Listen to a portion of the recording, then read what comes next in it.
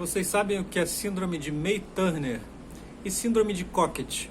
Eu achei que esses assuntos não dessem muito ibope, mas uma querida seguidora minha me pediu para falar sobre isso. Eu fiz uma enquete rápida perguntando se o pessoal queria ouvir a respeito. A maioria disse que sim, então resolvi falar. É a mesma coisa, síndrome de May-Turner e síndrome de Cockett. Esses nomes de médicos ilustres só servem para dificultar as coisas e para bagunçar a cabeça das pessoas. Porque um cara percebeu a doença chamada McMurrick, depois o Turner e o May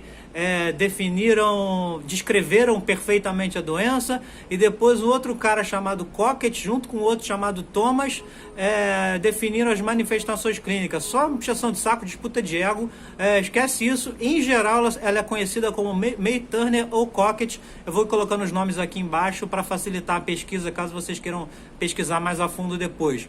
Nada mais é do que uma disputa por um mesmo lugar entre uma artéria e uma veia. Era para a artéria e a veia ter cada um no seu lugar, mas por uma variação anatômica, algo que já nasce com a pessoa, as duas tentam disputar o mesmo lugar. E como a artéria é mais robusta, tem a parede mais espessa, porque trabalha com pulsatilidade, com fluxo mais alto de sangue, com sangue sob pressão, ela tende a ganhar essa batalha. Então a artéria disputando o lugar com a veia sai prejudicada. Esse prejuízo para a veia causa uma diminuição do calibre da veia. E causando essa diminuição, todo o sangue que é drenado por aquela veia vai ficar meio estagnado. Onde costuma haver essa disputa? Mais ou menos na região da pelve. Região da pelve seria aquela região mais baixa do abdômen, mais ou menos onde está o seu quadril. E que artéria e veia é essa? É a veia que drena o sangue de todo o sangue que vem da perna esquerda. Então, a veia que é prejudicada, que é comprimida pela tal artéria, é a veia que drena o sangue da perna esquerda. Por isso, se a veia sair muito prejudicada dessa disputa, vai haver uma estagnação do sangue na perna esquerda.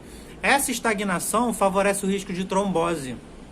Outra questão também é que essa disputa acaba gerando pequenas lesões na parte interna da veia que está sofrendo as consequências dessa disputa. E essas lesões também geram risco de trombose.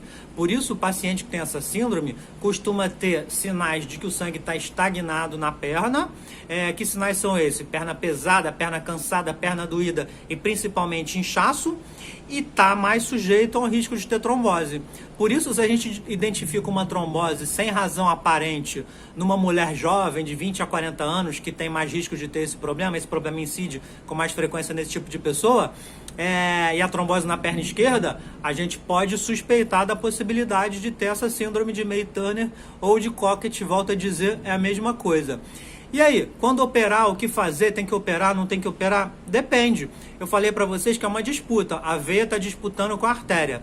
Dependendo do tamanho do prejuízo para a veia, a gente pode pensar em fazer um cateterismo ou não. Vamos lá para os meus exemplos doidos. Você está numa viagem de avião, tem duas poltronas, você é magrinho, senta numa poltrona. Chega um cara super obeso e senta na poltrona do lado. Ele vai invadir o seu espaço. A princípio, vai te trazer um pouco de desconforto, você não vai poder se mexer muito, mas vai te matar. Uma viagem de 2 horas, você vai perder um pouco do conforto, mas você vai chegar lá sem grandes prejuízos. Precisa chamar alguém para pedir para trocar de lugar? Não precisa. Agora, se o espaço estiver tão apertado e esse cara for tão gordo a ponto de ficar em cima de você, te restringindo, por exemplo, a capacidade de respirar, aí não dá para ficar assim, a gente tem que tomar uma atitude.